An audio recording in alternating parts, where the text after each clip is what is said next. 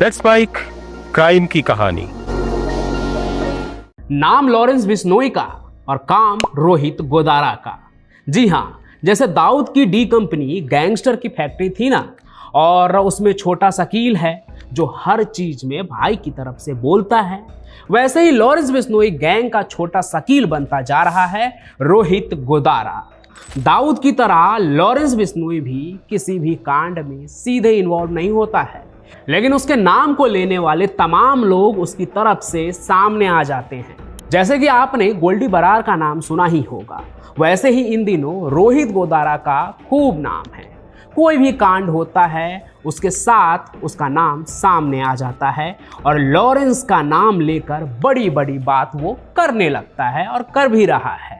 और अब ये सिर्फ नाम नहीं बल्कि अपराध की दुनिया का बड़ा गुर्गा बन गया है, जिसके बिना लॉरेंस बिश्नोई का हर कांड अधूरा रह जाएगा। यकीन ना आए तो पलट के मेरे ही चैनल पर लॉरेंस के कुछ कांड को याद कीजिए। सिद्धू मूसेवाला के हत्या के पीछे भी गोदारा, करनी सेना के गोगा मेडी को मरवाने वाला गोदारा, सलमान को धमकाने वाला गोदारा, और कनाडा से लेकर देश की राजधानी दिल्ली तक को गोलियों से दहला देने वाला गोदारा। मतलब नाम लॉरेंस बिश्नोई का और काम उसके किलिंग मशीन रोहित गोदारा का। आज के सफर में जानेंगे इसी रोहित गोदारा की कहानी कि कैसे राजस्थान के अच्छे परिवार का ये लड़का लॉरेंस बिश्नोई से मिलकर उसका खास और उसके गैंग का किलिंग मशीन बन गया। तो देखिए, रोहित गोदारा का जन्म जो है वो राजस्थान के बीकानेर जिले के कपूरी सर गांव में हुआ था। ऐसा नहीं था कि उसका बचपन कठिनाइयों से गुजरा हो, संसाधन के अभाव में वो अपराधी बन गया। असल में उसका बचपन तो काफ़ी अच्छा रहा। वो नॉर्मल बच्चों की तरह स्कूल भी जाया करता था और गांव परिवार के लोगों के साथ घुल मिल कर रहता था वो। लेकिन उसके बचपन ने जैसे जैसे जवानी के दहलीज पर पाँव रखना शुरू किया ना, वैसे वैसे उसकी ज़िंदगी बदलने लगी। असल में रोहित गोदारा छोटे मोटे झगड़े और विवादों में पड़ने लगा था, और जब बदमाशी शुरू हुई तो अपराध ने उसे अपने तरफ खींचना शुरू कर लिया। शुरुआत में रोहित ने जमीनी विवादों और पैसों के लिए लड़ाई झगड़े करने शुरू किए, लेकिन धीरे धीरे उसकी नजरें जुर्म की दुनिया में फैले काले धंधों पर भी पड़ने लगी। सिर्फ 19 साल के उम्र में वो अपराध की दुनिया में उभर के पुलिस के फाइलों तक भी पहुंच गया। रोहित गोदारा के खिलाफ 2010 में पहला मुकदमा हत्या का दर्ज हुआ था, पहला मुकदमा ही हत्या का, जिसके बाद रोहित गोदारा का विवाद उसके अपने पत्नी से भी हो गया। भारत में रहते हुए कहते हैं कि वो 15 बार जेल गया, लेकिन जेल जाने के बाद भी लगातार वो वारदातों को अंजाम देता रहा, जैसे कि आजकल सभी गैंगस्टर करते हैं, और हर बार वो जमानत लेकर बाहर भी आ जाता था। अपराध की दुनिया में लगातार वो अपना कोहराम मचा रहा था। इसी दौरान आगे उसकी मुलाकात लॉरेंस बिश्नोई गैंग के लोगों से होती है, जिसने उसकी जिंदगी को पूरी तरह से बदल दिया और उसे एक नया नाम मिला। वो नाम जो बिश्नोई गैंग के हर कारनामे की जिम्मेदारी आगे बढ़कर लेता है। गोदारा के बारे में थोड़ी बहुत जानकारी तो आपने कई कहानियों में सुना होगा, लेकिन आज जब उसकी बात हो ही रही है तो सब कुछ पर एक बार फिर से सरसरी निगाहें जो है वो फेर लेते हैं। तो देखिए, लॉरेंस बिश्नोई पहले से ही अपराध की दुनिया में बड़ा नाम बन चुका था। धीरे धीरे उसका गैंग पंजाब, राजस्थान और हरियाणा के विभिन्न हिस्सों में आतंक फैला ही रहा था। फिर जब रोहित गोदारा ने लॉरेंस के साथ हाथ मिला लिया तो गैंग ने उसके अंदर के अपराधी को और भी खतरनाक बना दिया। बिश्नोई ने उसे अपने गैंग में अहम भूमिका की और रोहित ने भी अपनी काबिलियत साबित करने के लिए बड़े बड़े अपराधों को अंजाम देना शुरू कर दिया। बिश्नोई गैंग ने रोहित को सिर्फ एक छोटा शूटर नहीं बल्कि एक रणनीतिकार भी बनाया। मतलब गैंग में उसका दर्जा सिर्फ इतना नहीं था कि आदेश मिला और ओके भाई कहते हुए उसने किसी को भी टपका दिया।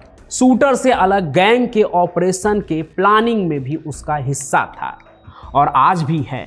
उसने धीरे धीरे अपने कद को बढ़ाया और गैंग में अपनी जगह को मजबूत कर लिया।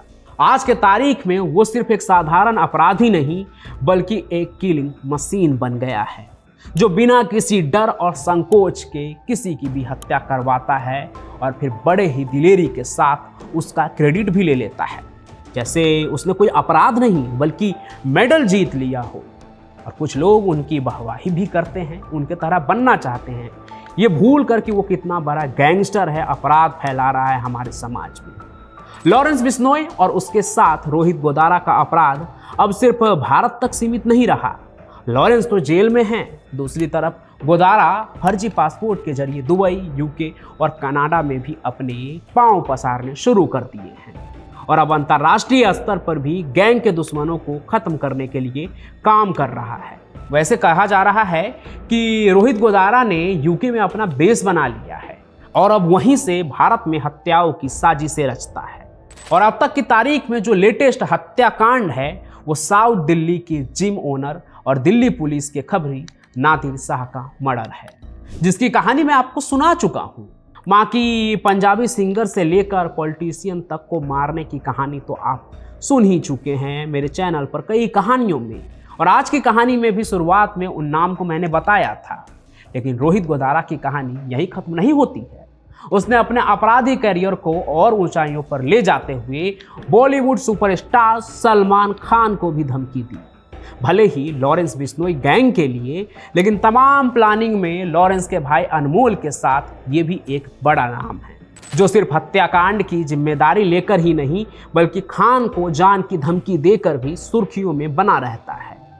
वो लॉरेंस बिश्नोई के लिए एक भरोसेमंद साथी बन गया है, रोहित गोदारा, जिस पर आंख मूंद कर पूरा गैंग भरोसा कर सकता है, करते भी हैं। गैंग के हर काम के पीछे एक ही नाम है आज की तारीख में, रोहित गोदारा। इसी वजह से गैंग के कई इंपॉर्टेंट कंट्रोल भी उसके हाथ में हैं, जिसकी गवाही तो उसके पोस्ट ही देते हैं। एक तरह से कहूँ ना मैं तो वो अपने गैंग का पब्लिसिटी मैनेजर बन गया है, जो अपराध की दुनिया के फेम से अपने गैंग को जोड़े रखता है, सुर्खियों में बनाए रखता है। अब सवाल ये है कि अगर ये इतना बड़ा कांडी है, अपराधी है, तो पकड़ा क्यों नहीं जाता है? अब देखिए, जब इसके जुर्म के काले चिट्ठे तक हम पहुंच ही गए हैं तो आपको बता दूं कि इसके ऊपर देश भर में 30 से भी ज़्यादा आपराधिक मामले दर्ज है, जिसमें हत्या, रंगदारी, वसूली जैसे कई अपराध शामिल हैं। ऐसा भी नहीं है कि इसे ढूंढा नहीं जा रहा है। रिपोर्ट्स के मुताबिक 13 जून 2022 को गोदारा कथित तौर पर पवन कुमार नाम का इस्तेमाल करके फर्जी पासपोर्ट पर नई दिल्ली से दुबई भाग गया, जिसके बाद उसके खिलाफ इंटरपोल रेड नोटिस सर्कुलर जारी किया गया।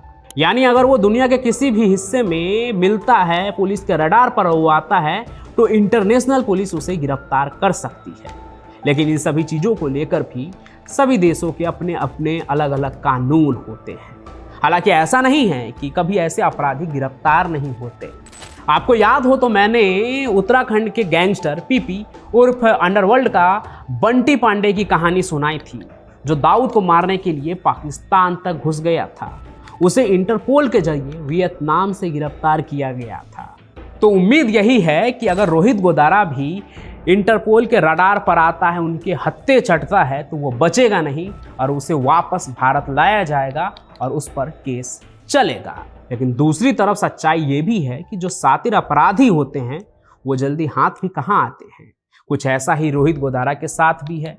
चोर पुलिस के खेल में फिलहाल तो वो अभी पुलिस के आगे है, उसका क्या पता है, क्या ठिकाना है, इसका कुछ भी पता नहीं है। कुछ ऐसा ही लॉरेंस बिश्नोई के भाई अनमोल बिश्नोई का भी है, जो कैमरे पर तो स्पॉट होता है लेकिन वो कहाँ है इसका पता किसी को नहीं चलता। और इन्हीं सभी चीज़ों के साथ रोहित गोदारा अब एक अपराधी से गैंगस्टर बना, गैंगस्टर से अब इंटरनेशनल गैंगस्टर तो वो बन ही गया है और अब वो डॉन बनने के फिराक में है, क्योंकि उसके बढ़ते नेटवर्क, हत्याओं की साजिशें और उसके द्वारा की गई धमकियों से तो ऐसा ही लगता है कि वो एक बड़ा नाम बनाने की पूरी कोशिश में है। और अंडरवर्ल्ड का इतिहास रहा है, ऐसे अपराधी आगे चलकर अपने आकाओं के लिए ही चैलेंज बन जाते हैं। विश्वास ना हो तो एक बार अंडरवर्ल्ड के इतिहास को याद कीजिए। हाजी मस्तान और खास करके करीम लाला के आगे दाऊद इब्राहिम खड़ा हुआ था, जो कभी उनको सलाम करता था, उनको देखकर ही डॉन बना था। वो खुद दाऊद इब्राहिम को ही देख लीजिए, जो उसका सबसे करीबी मेंबर था, उसका सबसे करीबी दोस्त था, छोटा राजन, वही आगे चलकर उसका जानी दुश्मन बनता है, उसके सामने डॉन बनकर खड़ा होता है। जो आज के तारीख तक दाऊद के जान के पीछे पड़ा है। अब आज की तारीख में रोहित गोदारा लॉरेंस बिश्नोई का राइट हैंड तो कहलाता है, पर देखना यह है कि ये कैसा राइट हैंड होगा। छोटा शकील की तरह जो शुरुआत से आज तक दाऊद का वफादार है, या फिर छोटा राजन की तरह जो आगे चलकर उसको ही चैलेंज करेगा, उसका ही सबसे बड़ा दुश्मन बन जाएगा। बाकी आपको क्या लगता है इस पूरी कहानी को देखने के बाद, वो कमेंट करके ज़रूर बताइएगा। क्या रोहित गोदारा भी डॉन बन जाएगा, क्या वो भी आगे चलकर लॉरेंस बिश्नोई को ही चैलेंज करने लगेगा? आप जो भी सोचते हैं वो कमेंट जरूर कीजिए। बाकी इस कहानी को लाइक कीजिए, ज़्यादा से ज़्यादा शेयर कीजिए, हमारे इस चैनल को सब्सक्राइब जरूर कर लीजिए, ताकि ऐसी कहानियाँ जब लेकर आऊँ तो उसका नोटिफिकेशन आप तक पहुँचे। और मैं पंचम प्रकाश तो आपको मिलता ही रहूँगा किसी और सफ़र में, किसी और क्राइम की कहानी के साथ, किसी और डॉन की कहानी के साथ। तब तक के लिए आपका बहुत बहुत धन्यवाद। आप सुन रहे थे let's mind more than radio. Follow कीजिए हमें हमारे सोशल मीडिया प्लेटफॉर्म्स पर।